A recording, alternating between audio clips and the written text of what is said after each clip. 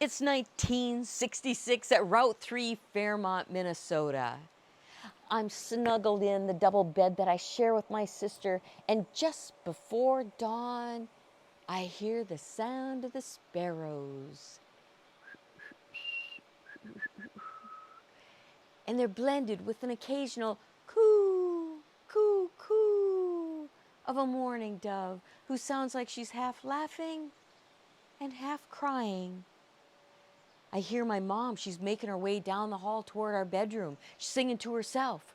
I keep a close watch on this heart of mine. I keep my eyes wide open all the time. She opens our bedroom door. It's time to rise and shine. It's a good day for walking the beans. And if we leave now, we can beat the heat and we'll be done by 1.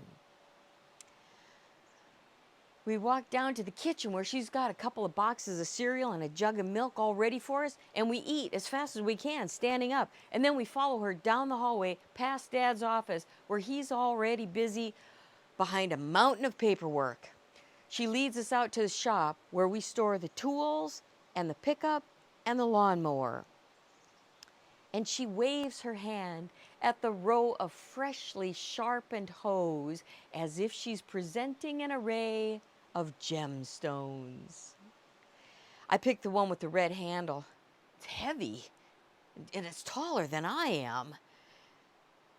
We walk down the lane toward the soybean fields, and you can see where we've already worked, because half of the field of knee-high soybeans has random volunteer corn growing up in it, and the other half where we've already worked is clean. We walk down between the middle of 2 rows of soybeans, and we scan the outer 2 rows for weeds. Bruce takes the first 4 rows, Jackie the next, me the next, and Mom the next. And we begin. I see a young cocklebur, and it pulls out easily. We just leave it laying in the dirt, and the sun bakes it until it's dead. A few feet later, I see a milkweed. And if you don't pull that milkweed out by the roots, well, the stem will break in half, and the white sticky sap dries like glue all over my palms. This one is still young, and it's got a pod at the end of it, and it's still enclosed because it's young. But when that milkweed gets bigger, that pod opens up, and the white silk comes billowing out of it. And Mom tells us how she used to collect that silk to make parachutes for the war. She made a penny a pound. A few feet later, I see some thistles. For the little ones, I just use the hoe edge to nudge the root loose, making sure that I don't damage the roots of the soybeans that are right up next to it. But for the bigger ones, I have to lift that hoe up over my head and come down at a diagonal and make sure I get the entire root. I can't even get near them without being stabbed. We hear Bruce yell out, "I hit a patch!" Mom, Jackie, and I jump over our rows, and we all groan in unison. There are thistles as far as we can see. It's getting hot. I'm thirsty. And I'm starving. But we can't eat until we get through all these thistles. Mom's left a couple sandwiches in a plastic container at the end of the row, but we can't eat yet. We just keep hacking at all these thistles. And finally, when they're all uprooted and baking in the sun, we collapse on the ground. And Mom gives us each a half a sandwich of leftover turkey and Velveeta cheese.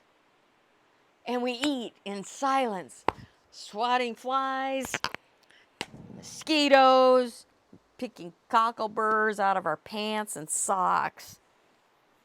And finally, after 7 hours of battling weeds, we walk back to the house. I am covered in dirt and sap and soaked in sweat. We get paid on Saturday night. minimum wage, $1.25 an hour. And we each line up outside Dad's office. And we go in one at a time. Jackie goes in first, and when she comes out, she just walks by us without saying a word. Bruce goes in next, and when he comes out, he walks by me without saying a word. I go in last, and I hand Dad my sheet of paper where I've logged all my hours. He takes a sheet of paper and he raises his hand, extends his index finger like he's about ready to conduct an orchestra. And his finger comes down on the adding machine and it starts punching numbers. 6 hours on Monday, 7 hours on Tuesday and Wednesday, 6 hours on Thursday and Friday. The little roll of paper starts to spin. He turns his chair to face me and says, "You know how much money you made this week, Squirrely?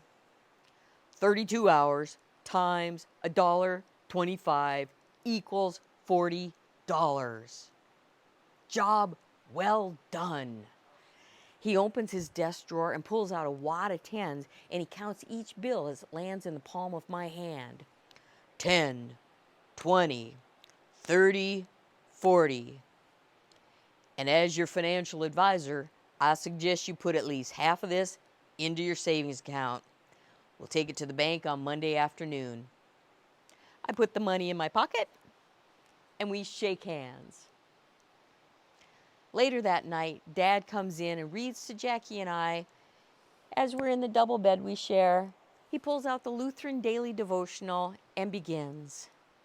"Then God said, Behold, I have given you every seed-bearing plant on the face of all the earth. They will be yours for food. To every beast of the earth and every bird of the air, every creature that crawls upon the earth, everything that breathes the life in it, I have given you green plants for food."